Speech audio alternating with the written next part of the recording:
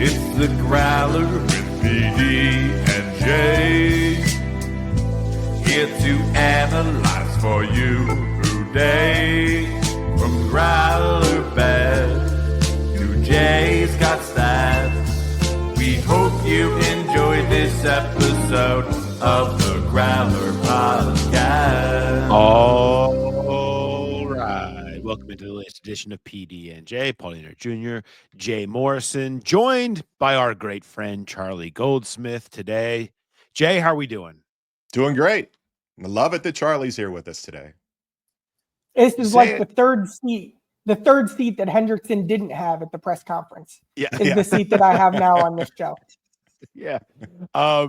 But there's no animosity between the organization, the Growler organization, and you, Charlie, like there maybe is currently between the Bengals and Hendrickson. You could have showed up with the eye black and the sevens and blackout Charlie could become a thing in this one. My takes might be that crazy that I might. They might be. Out. Or when they're good, you need to point. Do the point celebration. Yeah, why not? That's right. That's right. We have a lot to get to. Yesterday was the big T and Ja'Marr press conference, so we're going to bring you some of the things that were said at that, some of our thoughts on that, and a lot to get to there in terms of what was said, which, as monumental press conferences go, I thought it was pretty notable. I think there was a decent amount that came out of it, maybe not newsworthy, but definitely take worthy. And isn't that the most important part? We're also going to go through, we will talk about what's next with Trey Hendrickson. The Growl Gals are back, our great friends from Bar 3 in Marymount, with a very important question this week that I think that I'm excited to get to with them. We will have Jay's Got Stats, of course. We will have ARBIES and lots of other things that we're gonna get to as we roll through this thing. A Graeters shipper is up for grabs, people. If you listen on Monday, we have a Growler podcast bracket challenge. Of course, who else would build it other than Jay? Jay went in there and hooked it up in ESPN. So you go to ESPN. If you want to go, if you're watching on YouTube, the QR code down here in the corner, just click that QR code right now. And right at the top of the page is a link to our bracket challenge. And you can just go to Growler Podcast right there. You'll see it and put in the password, which is Growler Pod in the password. And the winner of this will win a Graeters shipper. They will be deemed Graeters worthy. I think it's the perfect gift for a bracket challenge. It is. And Growler Pod is all one word for the pod or for the password. And I'm looking right now, there are currently 402 people in the pool or in the challenge. So you're going to have to work to earn it. Man, I'll say this. If you guys get it over 600, I'll throw in a second shipper for second place. Ooh, there we go. Let's do it. I mean, it's flying up so quick. If you guys get it up over 600, we'll have a second shipper. So first and second place can win. That's just what we do here. It's just what we do here. Did you guys see they came out with a banana chocolate chip? Yes. I think I saw Dan Horde's tweet on that, if I remember right. Yeah, I'm in. Yeah, I'm in. Big time. I mean, it's tis the season too. You get that first really warm day where you're like, man, there's two things I want to do. I want to go play golf, and then I want to go get some Graeters after that. And then probably there might be a pop in between there somewhere. Yeah. But there's the two things that are on top of mind. I drink in the winter too, so it doesn't really change anything that it's warm. Okay. We discuss all of this because we are selling the city of Cincinnati's food, theme to Ja'Marr Chase. That is our main goal in this podcast. I mean, how is it that this happens? That so much of what was talked about yesterday and the moment is big, and it still ends up with some random shot at Cincinnati's food. Like, by the way, I think Ja'Marr, while he did say that, I think it was more a compliment to the New Orleans cuisine than it necessarily was a shot at Cincinnati. But I'm going to stand. I've stood on this soapbox many times defending the Cincinnati food as a food city. It's incredible, and I'm not gonna go there. This isn't about skyline or anything like that. this is about as a food city. I will stand up for it. I just think Ja'Marr's not going to the right places. Maybe that's what we have to do next. That's the next big story it's going to be going eating out with Ja'Marr Chase. So we sit down, we bring a camera with us, and we take him to all the best restaurants, take him to your favorite restaurants, and we turn him. We can turn him. Or he has the money. He has the money to be a part of the solution. He can just open his own restaurant.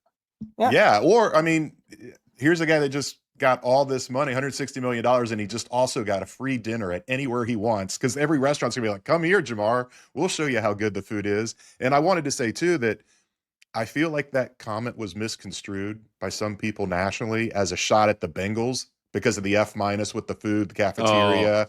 And I saw some of those going around, and that was not at all what he was saying. He was saying the Cincinnati food scene as a whole, not we got to work on the food here. He was talking about Cincinnati, not in the building. Maybe he just eats too many meals at the building, and it's throwing off his whole view of everything. You think he gets a fridge with the new deal? Oh, that's true. So Burrow has a fridge, right? Burrow has a fridge right next to him. Is there, or is there something where maybe the locker, they move some lockers around, and now Ja'Marr and T, they like to share things. Okay. So they share a little extra locker in between the two of them where maybe a fridge goes in. They can put whatever they want to in there. It only would make sense if they're all about sharing things. I think this is the way to go. I think you don't they already have an empty locker between them? I think you just slide that fridge in there, and I think they used to. They don't have it anymore, do they? I can't remember. I don't think so. It's been so long since we were in there. It seems like. I know. We'll be back there in a little over a month, I'm guessing. Once the draft is over, for sure, we'll be back in there. All right. All of that said, we're gonna let's start here. Let's get to a little bit of the news, and the news being Ja'Marr Chase and T Higgins, kind of discussing everything. You can go and check out. We all have stories up at all of our various Charlie's Chalkboard. I hope you're subscribed to the newsletter. You can catch that link in the show notes. Of course, Jay over Sports Illustrated. I have a story up on The Athletic. If you like reading about what happened yesterday, many different angles are all covered, and we have those for you. I highly recommend that. I want to start with this. Let's just bring in one of the first. This was kind of pretty early in the press conference. Let's just bring in a little bit of what I thought was some of the more interesting parts of what happened at the beginning of this press conference, and we can sort of use this as a jumping off point. So Ja'Marr Chase and T Higgins, they had two microphones set up on the table, and they sat down and kind of relaxed and let it flow. And this is something a little bit towards the beginning, about 2 minutes. T, was there ever a moment or moments where you didn't think it was going to happen here and you would be sitting in front of us, you'd be elsewhere? There's a lot of moments, but I never had any doubt that Rocky was going to get it done, and I never had any doubt that Katie was going finally say we want you here, and just glad it happened, and I'm happy to be here. Now that it is done, how big of a factor was staying here in your decision to join Rocky and sign with him and have him represent you? I feel like it played a big factor. Obviously, it helped, and at the end of the day, I made the decision, and it was the right decision for me. How much do you guys feel like Joe's statements, whether it be publicly or privately, really helped make this happen for the three of you guys to be able to stay together? I think it was a big help. Him just putting out little information, having our back. I think that's the biggest thing, especially coming from a quarterback. It's different if me and T vouching for somebody else, but for our quarterback to vouch for us, I think that's giving us, a pathway to get us where we got here. Did he tell you, did he go up to you before the Super Bowl stuff and say, hey, I'm going to go out there and I'm going to say all kinds of great things and I'm going to put some pressure out there? Was that a conversation you guys all had about that was part of a plan? No, it wasn't really no plan. You can't really plan for this, and we didn't really set up a plan until after the season, and then the plan still, it didn't always go to plan, so it's always bumps in the road. But I think we handled the situation well. We didn't do too much in the midst of it, not on the media. I think we handled it the right way. We all talked to each other, about this situation, period. So I feel like we handled the situation the best way we could. All right, there's T and Ja'Marr from the press conference on Tuesday. Jay, I'll start with you. What stood out for you specifically? Anything from that clip right there? Yeah, actually, it was something that I didn't catch in the moment. I didn't catch later till I was reading through the transcript, because as soon as T said, yeah, there was a lot of moments when I didn't think that was going to happen. I was tweeting that out. I didn't hear the Katie finally said, we want you. I was like, that's kind of a pointed comment there. And that's what really kind of stood out to me after the fact, is that, it's crazy to think that he didn't feel wanted until they got down to the very end. And I guess that, yeah, if they put a tag on you, they want you to stick around one more year. But to say that Katie finally stepped up and said, we want you here long term, that it just kind of slid under the radar. Maybe it was because I was tweeting and not paying full attention, but that was my big takeaway. Yeah, I learned that this whole negotiation process, getting this done for both of them, was like one of those contraptions where you push one button and then it sends a bunch of other levers into place, and 20, things that happen later, you have some big result at the end of the day. And what really stood out to me was just how indispensable so many individual pieces were. The friendship between T and Ja'Marr, the agent change, the comfort that Higgins and Chase had in Cincinnati, and the confidence in the coaching staff. The way negotiations kind of took on some parallel paths. There were, Joe Burrow's comments and Joe Burrow's public approach and his public pressure. It took every single little thing to happen for the Bengals to get this done. To do it would have seemed impossible in November, and get the deal with Higgins done especially. It was even alluded to yesterday. There was never any concern with Chase. Everyone knew that would get done. But having Higgins too took about 1 billion things. And as much as we've talked about what the Bengals haven't done this offseason, they did have to get 1 million things right to make sure that they had Ja'Marr and T for the long run. Yeah. I mean, you say, almost surprising for it to feel like finally. I think T has felt like this the whole time, and that has been sort of the impetus. He's the nice guy, right? He's the quiet, nice guy to everybody, and he just wants to do things the right way and wants to feel like that will be enough for him to get what he deserves, and that your employer will feel that, right?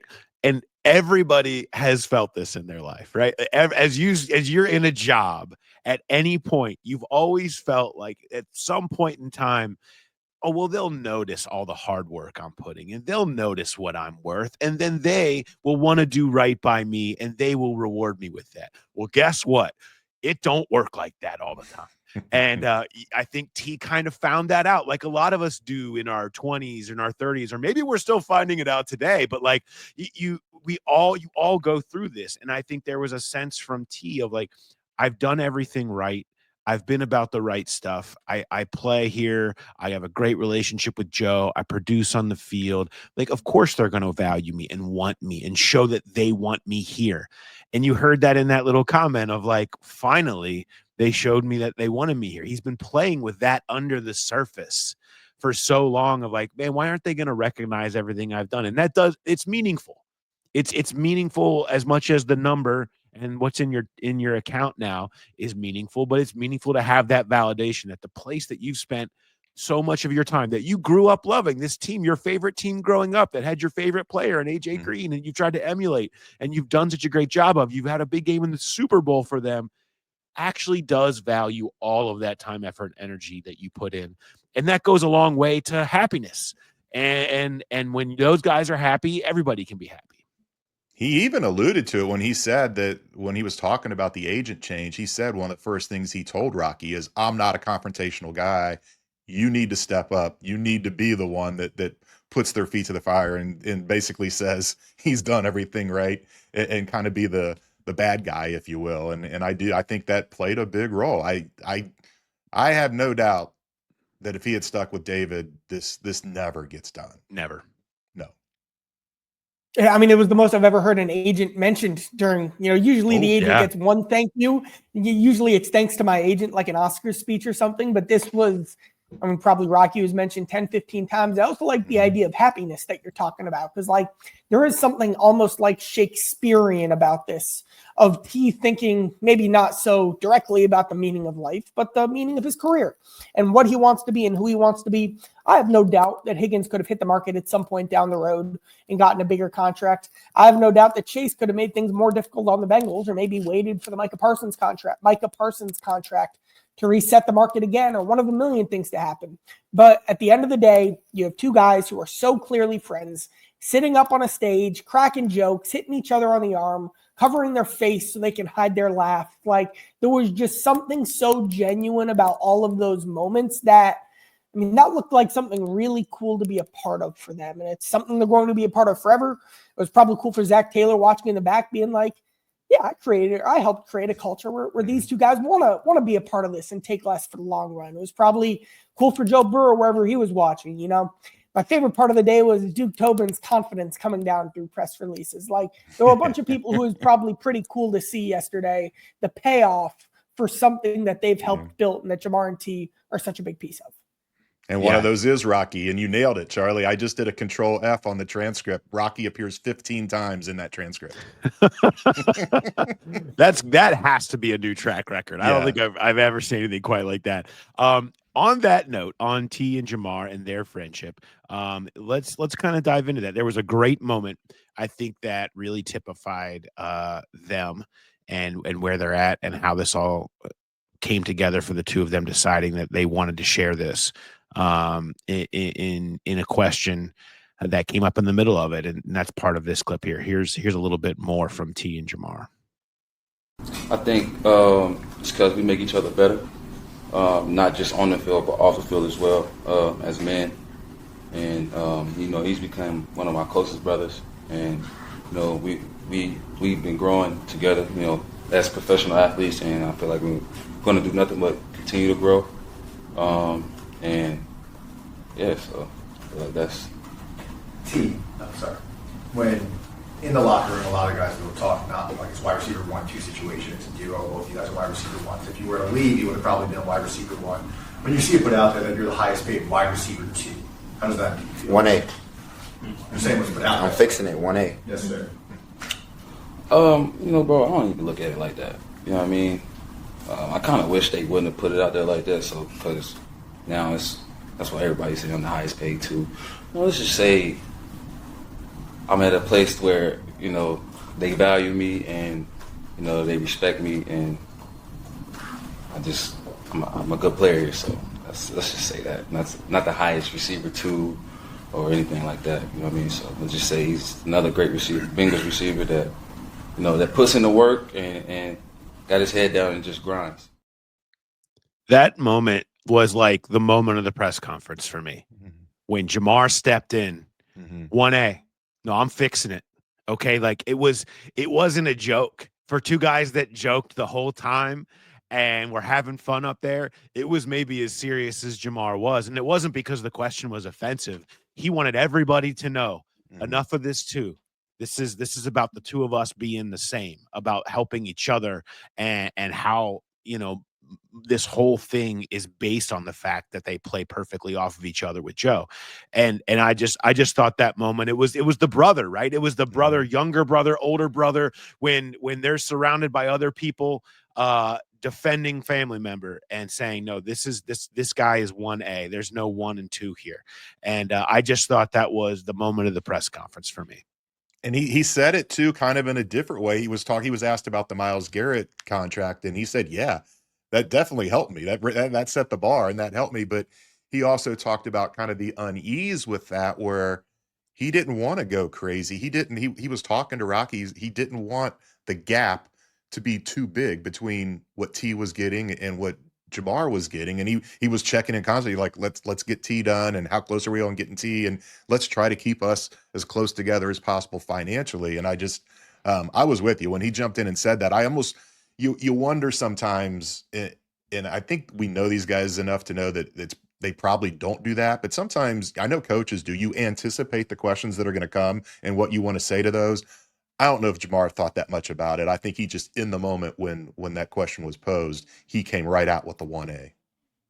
one of the big stories of the day, like we talked about, was the friendship thing. Kind of the next story of the day for me was like Ja'Marr and T being like, what we have is different. And that message came from Zach. That message came from the statements from ownership in the front office. It was, sure, other teams are built how they're built, but because of the strength of their relationship, the willingness to share the spotlight, the lack of competitiveness for wide receiver one titles that often run the other receiver out of town, because the offense is different, the way that it can feature multiple star receivers. Like, there are a million things too that make the Bengals different and a great environment for Ja'Marr and T, for it to be the Ja'Marr and T show, with, of course, Joe kind of in his own tier in a way where it probably couldn't be in, Tennessee or New England or anywhere else like that.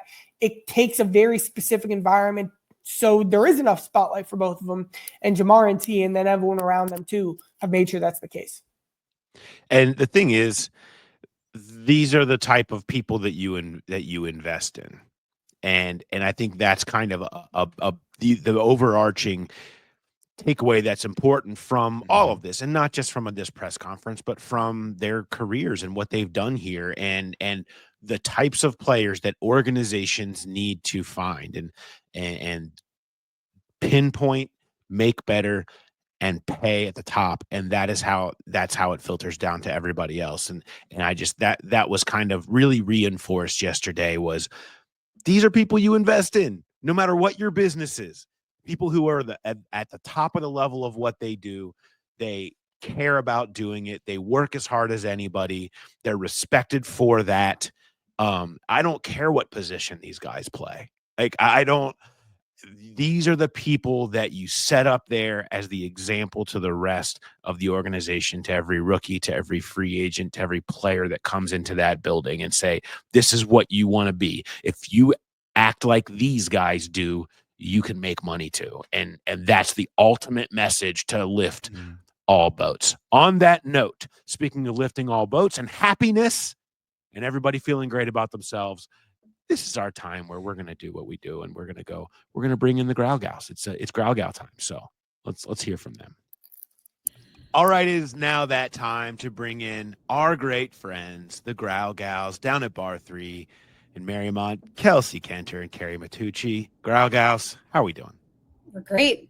So much better today than we were all last week. Great week. It's a great week to be a Bengals fan. Yeah. I think all the talk of mindfulness and health and wellness that you guys kind of put out there in the direction of the front office, it worked.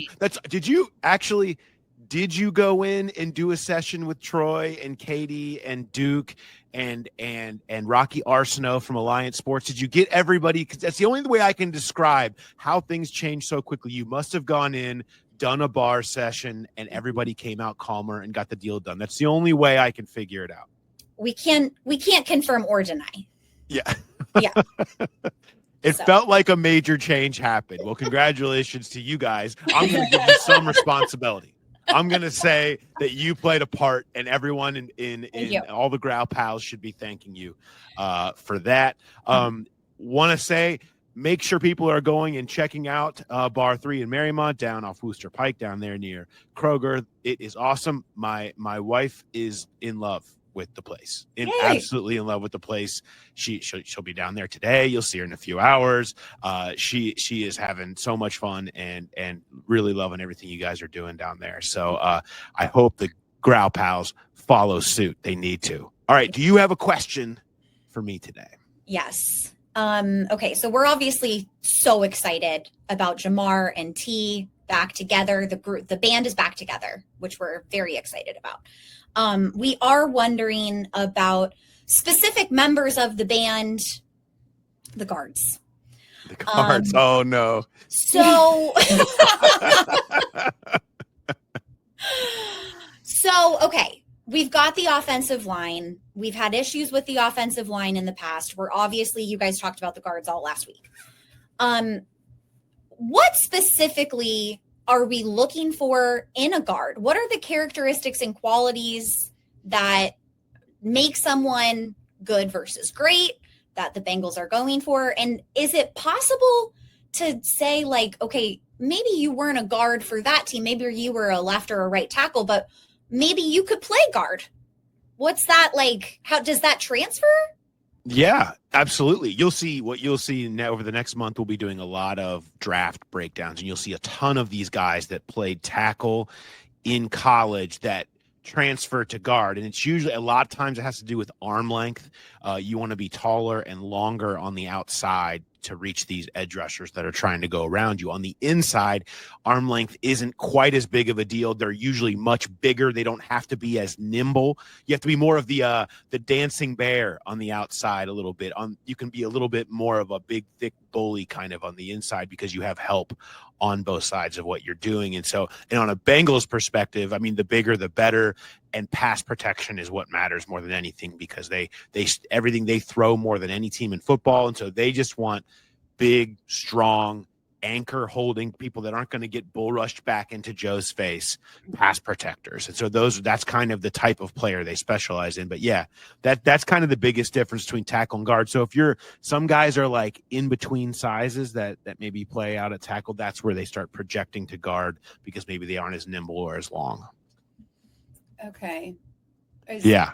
And then are those measurements like all of that stuff goes into their data when they're like looking at them and they're literally like, okay, this guy's arm's this long and this guy's arm's this long. Like, are we looking down to the inch? To the quarter inch, to the eighth of an inch. Like there's 34-inch long arms, and they measure everyone at the combine. Is kind of thought of as the mark, the average mark of an NFL tackle. You start getting below 33-inch long arms, then it's like he's probably going to have to play guard because that's just if you look at all the starting tackles in the NFL. They pretty much all have 33 plus, 34 plus is what you're looking for. So that's kind of when you look at those measurements, that's what they are. It's kind of a line of delineation of they should be expected to be able to play outside or have to move inside.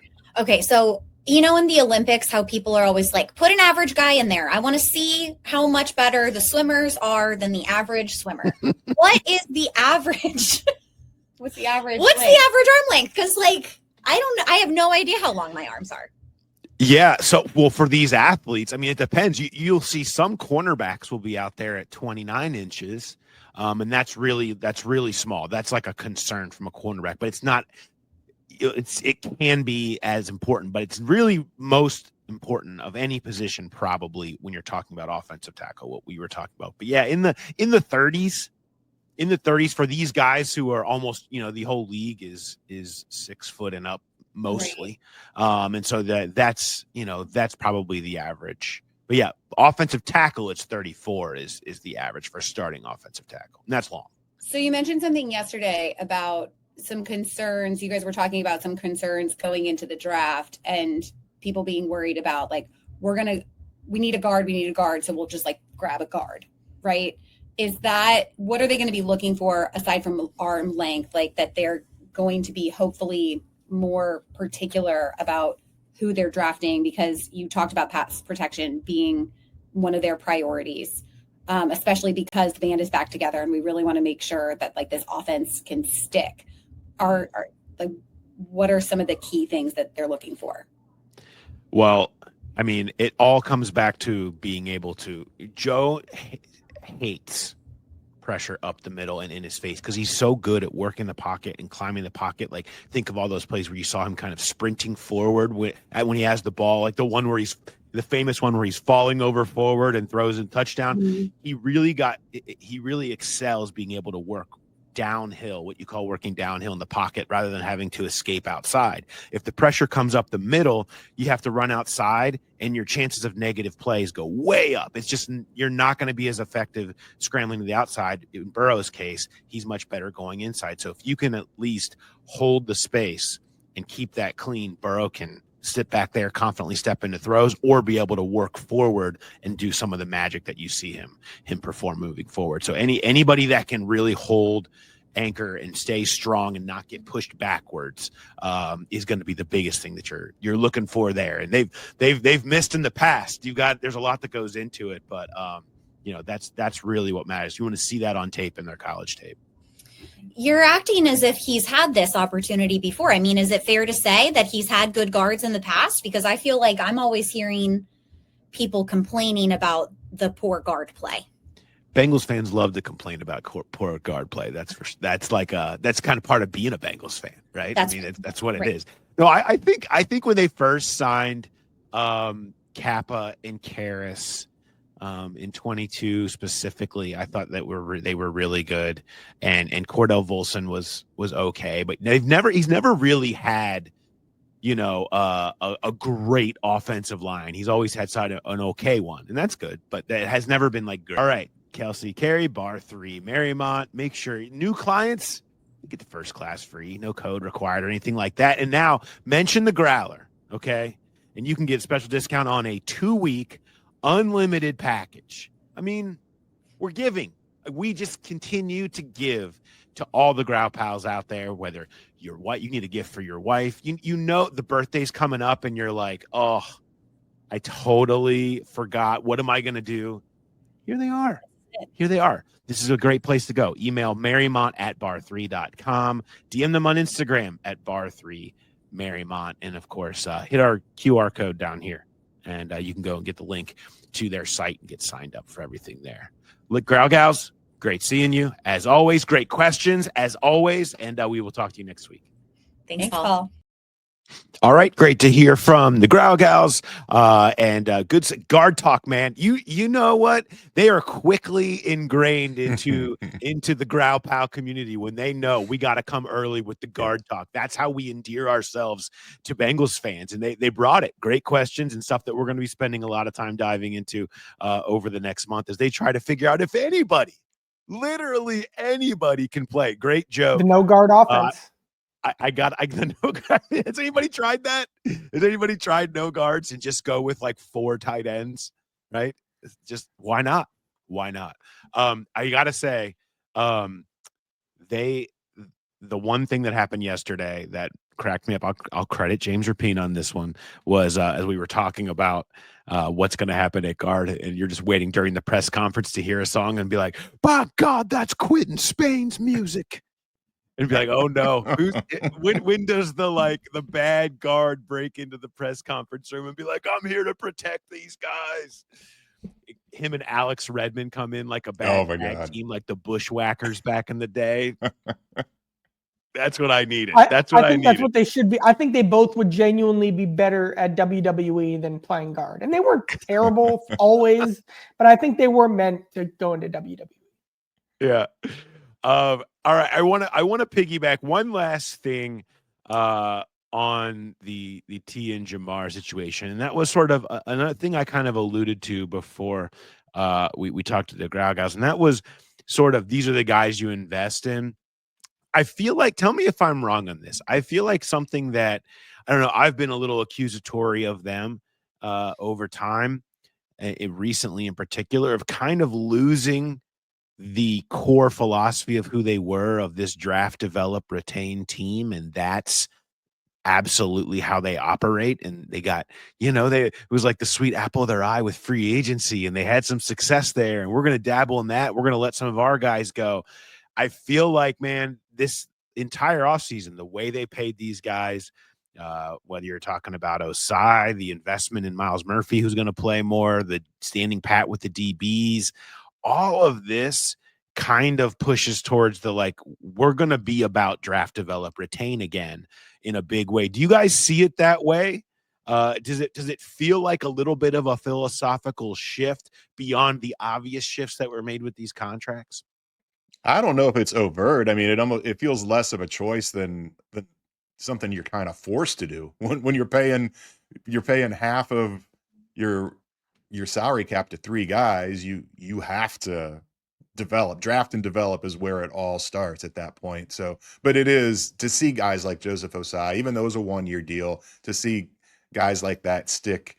That's been it's been good to see. And you go back to the Marvin days, and it was always about, we want to pay our guys, and they can go out in free agency, and they should this year. They should have done more, but it is moving back to that direction of retaining your own guys. But again, I don't know how much of it is this is just something we want to do as opposed to something we have to do because we are really limited financially. I think there's a big difference between retaining your own guys with a lowercase g and paying your guys with an uppercase G.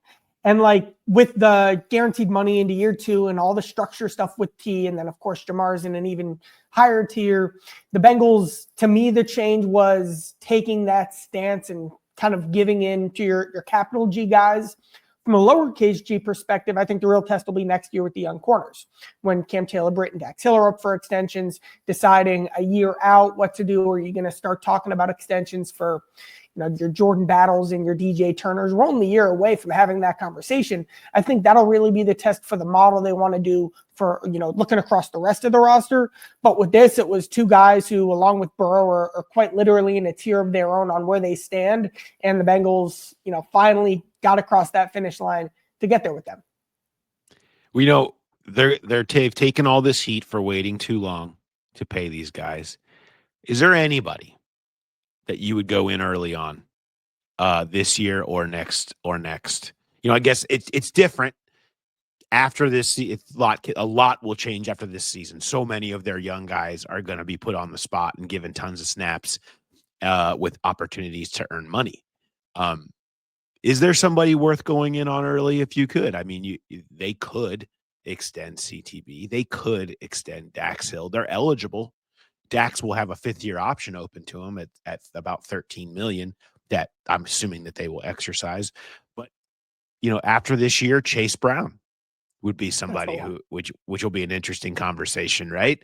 I wonder, like, who because you look, you're like, we've talked a lot about who the hell are they going to pay?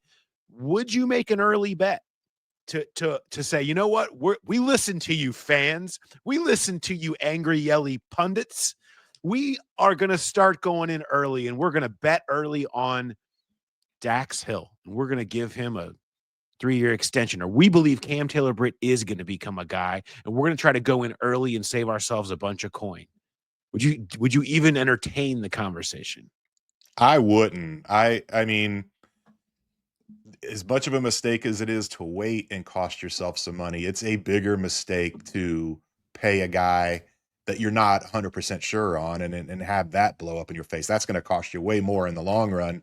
And there's a lot to like about CTB and Dax, but there's just enough doubt that you've seen Dax struggle.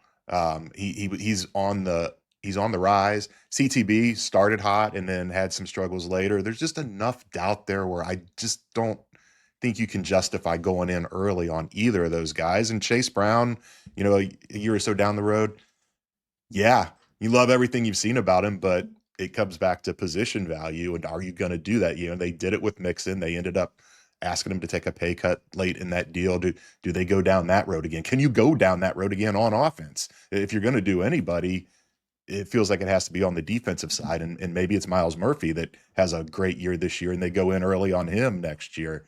Now you're talking my language. Yeah.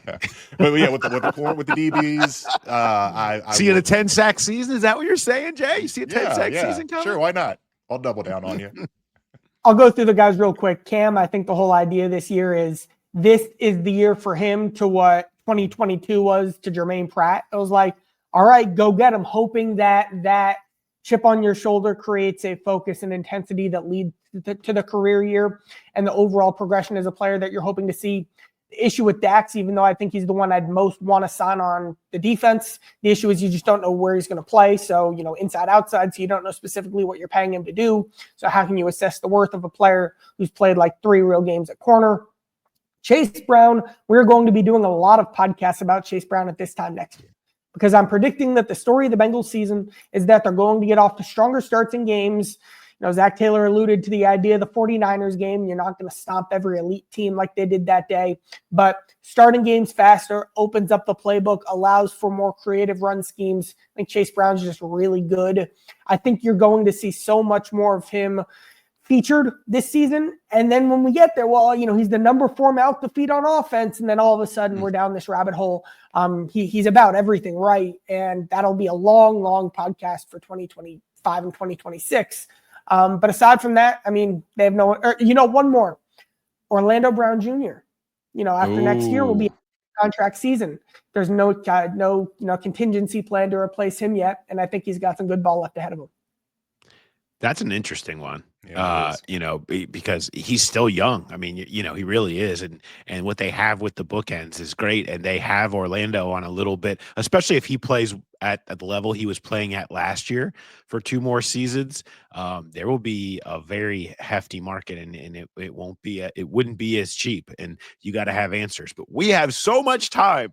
And there's still deals hanging out there right now. They still don't have any guards. Okay. And we can't be worrying about Chase Brown and Orlando Brown extensions in the future. We've got to be focusing on what is the task at hand right now. And so we will start kind of going down. Obviously, we're tracking Trey Hendrickson and what's going to happen, but we'll start going down the draft rabbit hole here as we turn the page to that.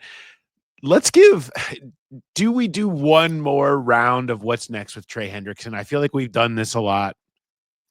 And in turn, but I mean, I don't know about you guys, but any show I'm on or any appearance that we make, it's all taking the same. It's like, okay, we're going to talk about Joe and his influence. We're going to talk about T and Ja'Marr. And then, so what's going to happen with Trey Hendrickson?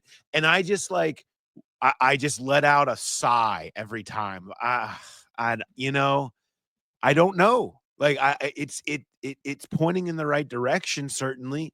But it's hard to know. Do you have any gut feel after this, other than the fact that what we've already talked about, that all the cards are on the table here? Everybody knows where it all stands. It's just a matter of them figuring it out. Do you feel like you have any better sense now today, after what's kind of gone on the last few days, about where Hendrickson goes? Yeah, I mean, it feels they can't let him go. They can't trade him at this point, and I don't think anybody would step in and give him any kind of deal where they're like, "Oh, we can't turn that down." You've created this with not getting any other pass rushers in free agency, and so that it comes down to, okay, he has to stay here. He has to stay here and be happy. They have to figure out some way to appease him. I don't know if that's a 2-year extension, 3-year extension, just a pay bump this year, what that looks like. But when there's 2 sides to paying Ja'Marr and T all that money, you can say, well, it's all gone. There's none left. We couldn't get anything done. Or Trey is like, you can't give them all that money. He's like, well, what about me? How you don't value me? And I don't think you want him.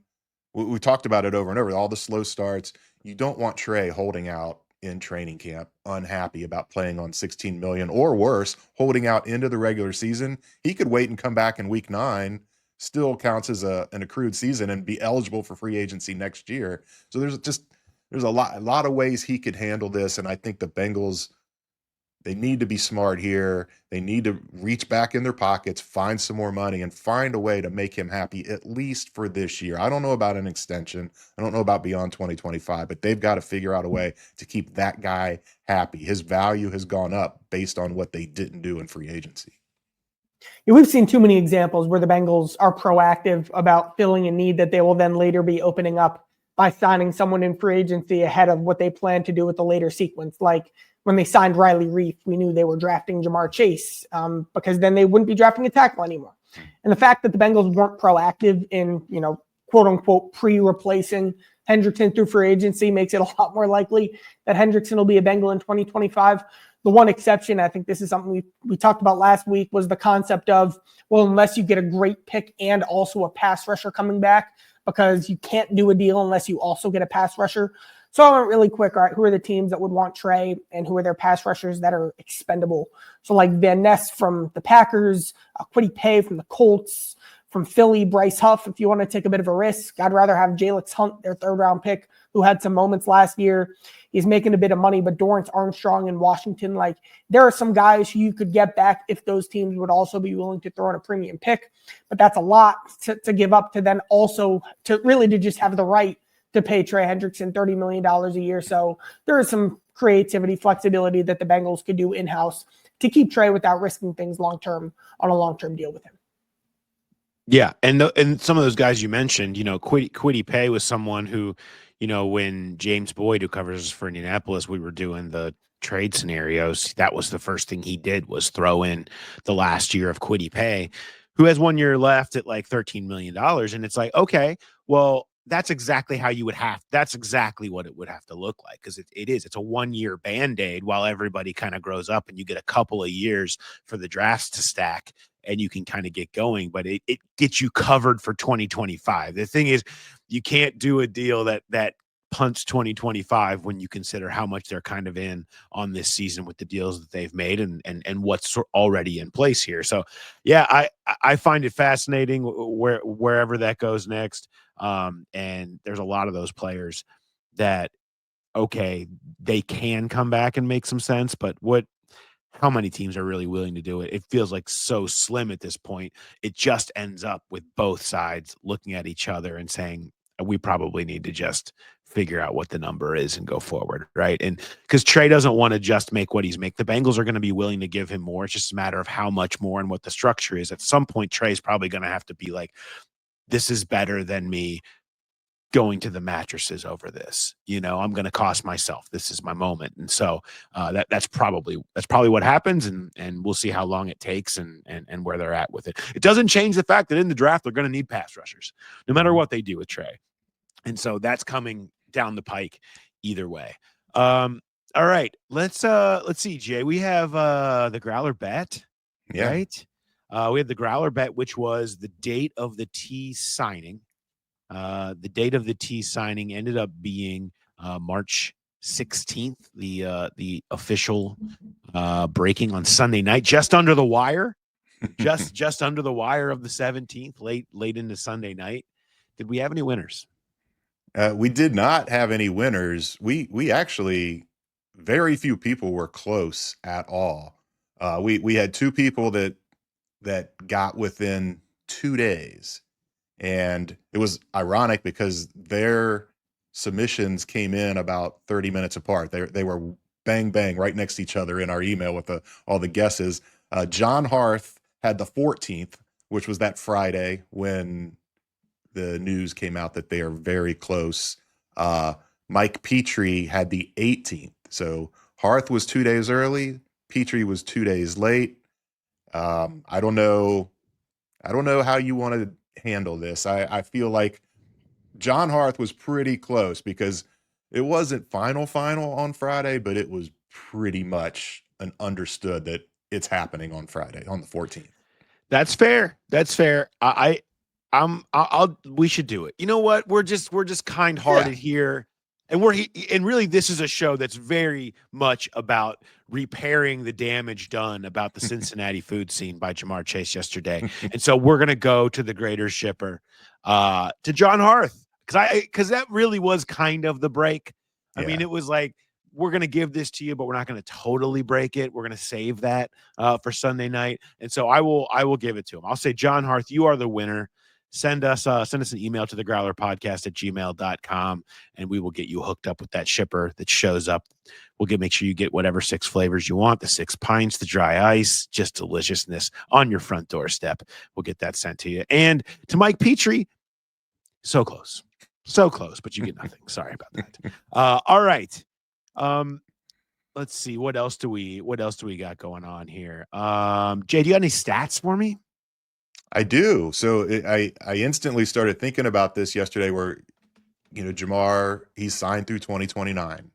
And I think we, as a media group, are contractually obligated to ask him during every press conference about saying, I'm going there to break all the records the night he was drafted. So I was like, okay, let's extrapolate what he's done so far through 4 seasons. And if he just stays on that exact same pace over the course of these next 5 seasons, when does he break all of Chad's records, his career records? He's already broken some single game, some single season, that stuff, but the career records. So Ja'Marr currently at 395 catches, 5,425 yards, 46 touchdowns. If you just do it straight by the average, he will break Chad Johnson's record of 66 touchdowns in week 12 of 2026. It's coming fast.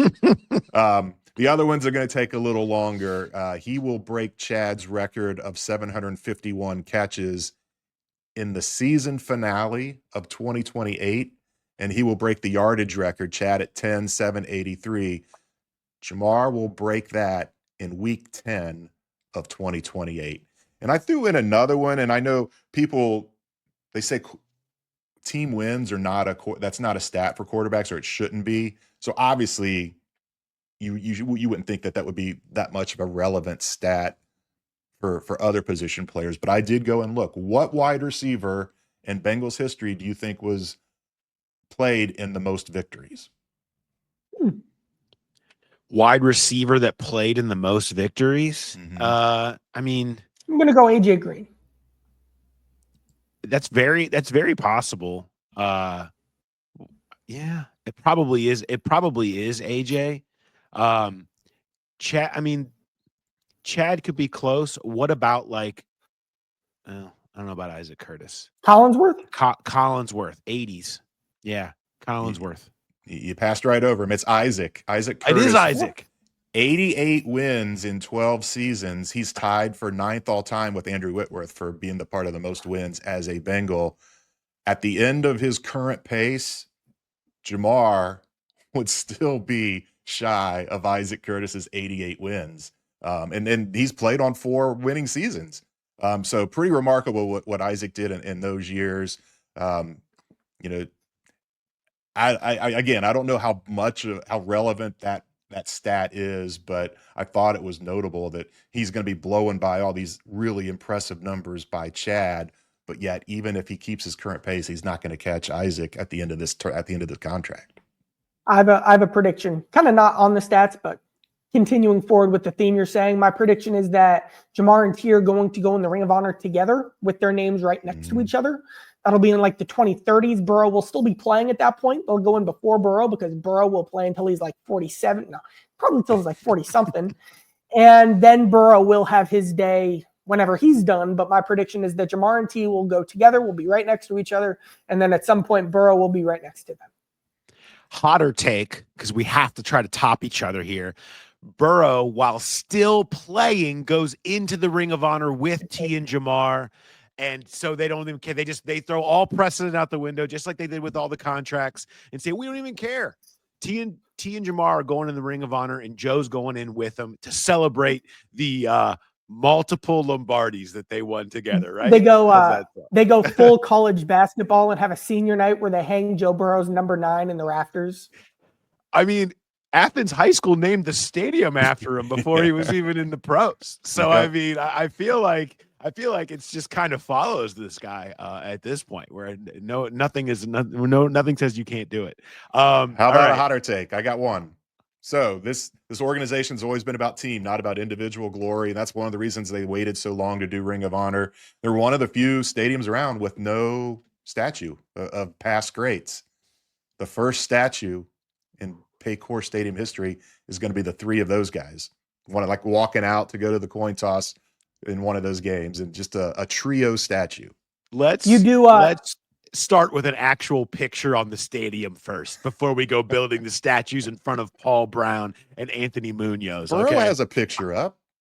I say you do what the Reds do, and just like how in front of the ballpark there's like a mock game going on. You have Nuxall pitching, and you guys know you have that. You have T running a slant. You have Ja'Marr running a bench route. You have Burrow surveying the field.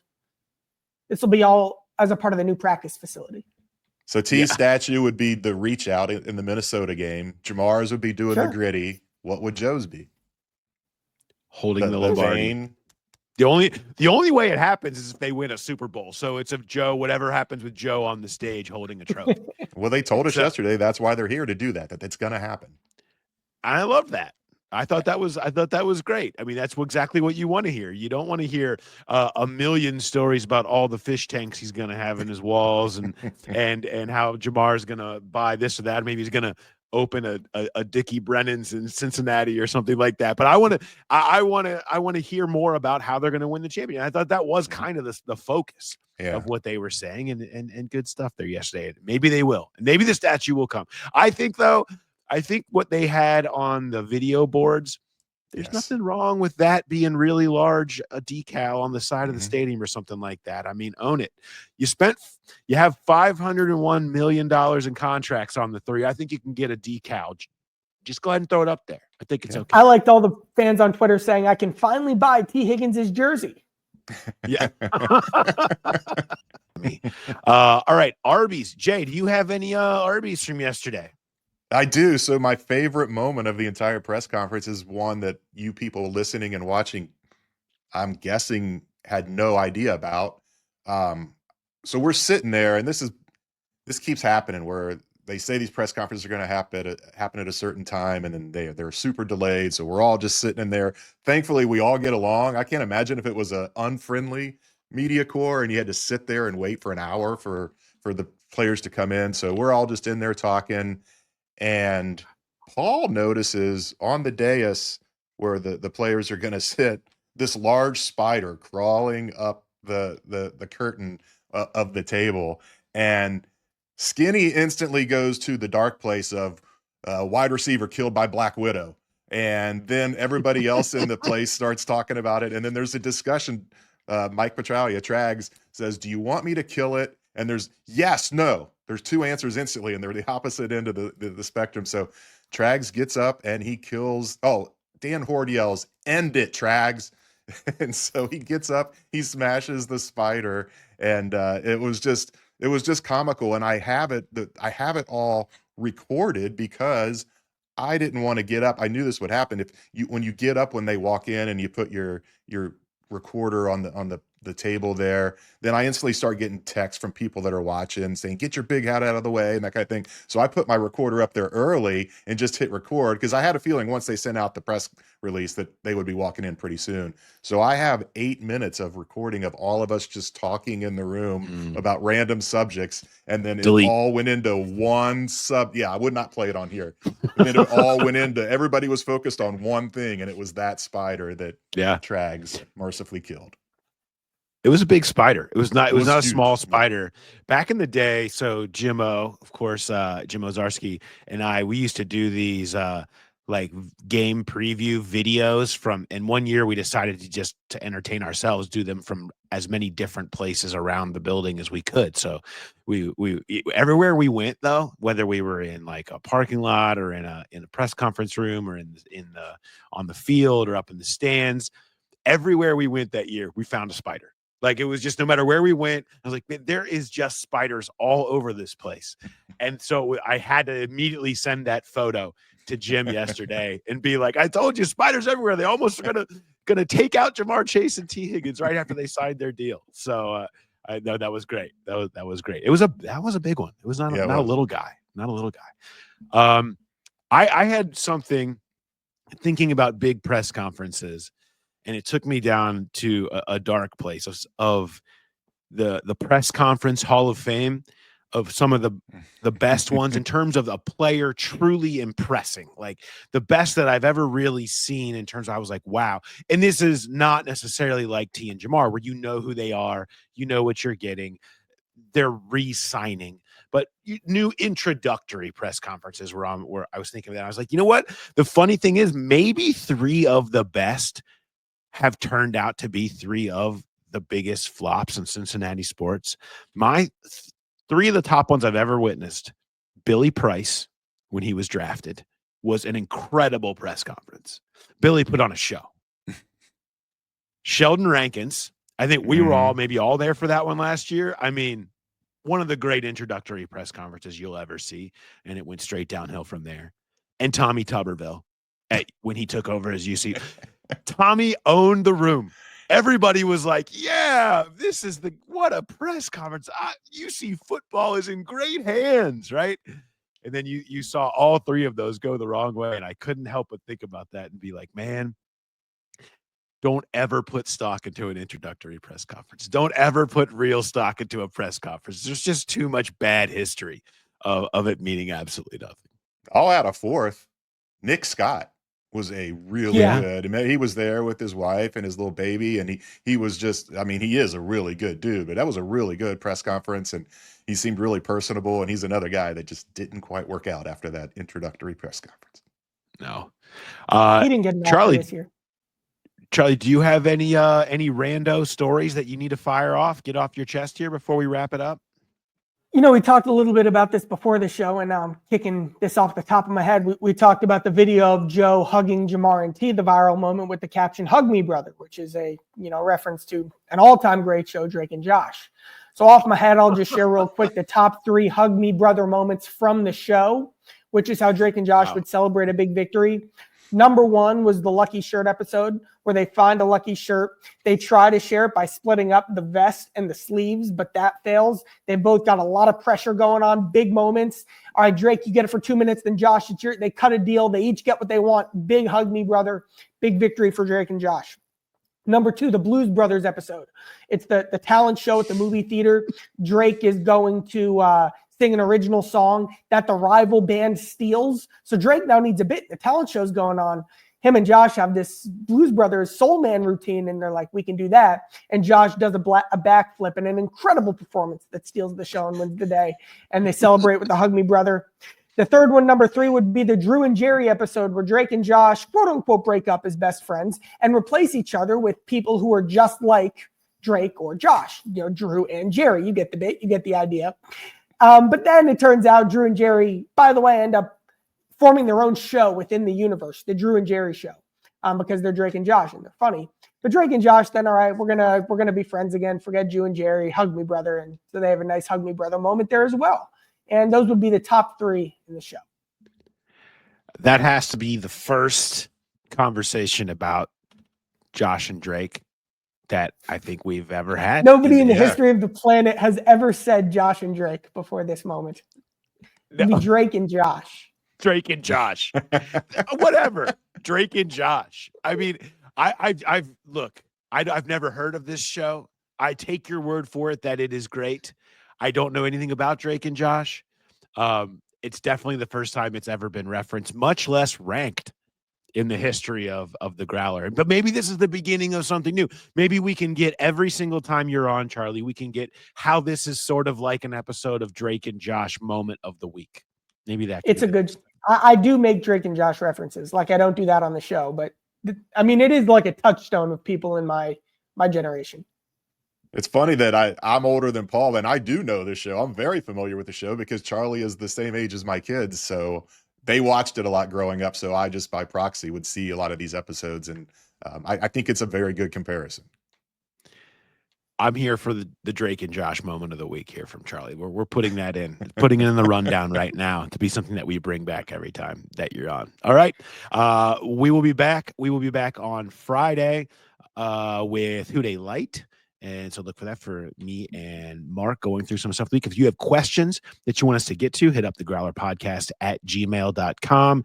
And then next week we will be back into it and getting into draft coverage and all of that stuff coming your way. And make sure you get in that ESPN bracket contest while you can.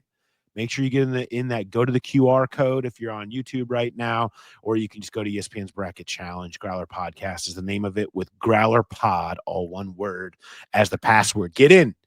You could win a delicious Graeters shipper and celebrate the Cincinnati food scene in all its glory. So, all right. Thanks, everybody, for listening, and we'll talk to you next time. Have a good one.